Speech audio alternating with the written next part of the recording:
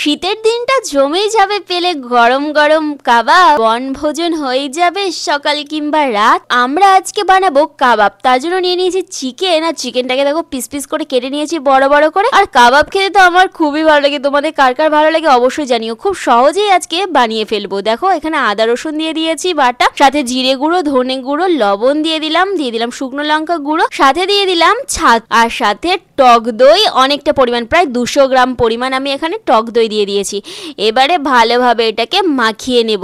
আর বুঝতেই পারছো যে এটা খেতে কেমন হবে। সাথে একটু ভিনিগার দিয়ে দিলাম, তোমরা চাইলে লেবুর রসও দিতে পারো। খুব সহজে আজকে তোমাদেরকে বানিয়ে দেখাবো, যখন তখন তোমরা বাড়িতে ঘরে বানিয়ে খেতে পারো। পেঁয়াজের টুকরো কেটে কেটে রেখেছিলাম, সেগুলো দিয়ে দিলাম, সাথে মাংসগুলোকে দিয়ে ভালোভাবে সাজিয়ে নিচ্ছি।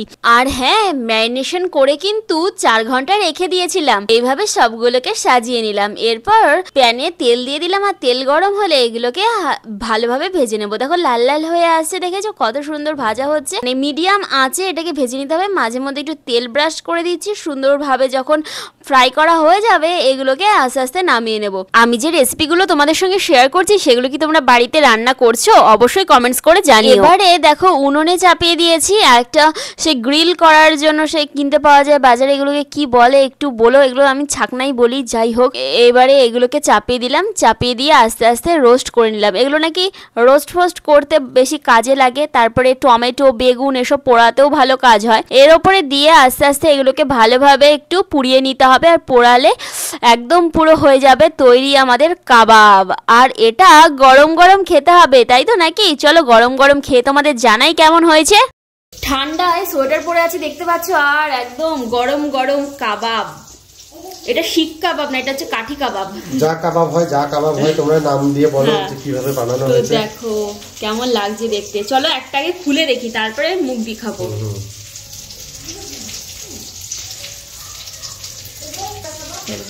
ভালো একদম পুরানো হয়ে গেছে, আর স্মোকি গন্ধটা চলে আসছে, ধোয়া ধোয়া একটা গন্ধ, যেটা একটু এরকম ভাবে সসে ডুবিয়ে।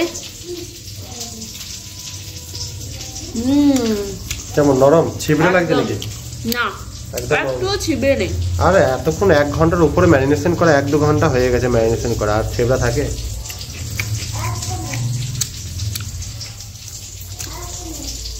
কি লাগছে খেতে, আমাকে তো বলছে আরো দিলে আমি আরো খেয়ে ফেলবো।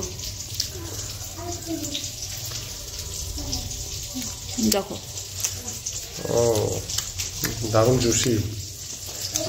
আহা, আর হচ্ছে হাম করে হামলে পড়ি, এত টেস্ট লাগছে না।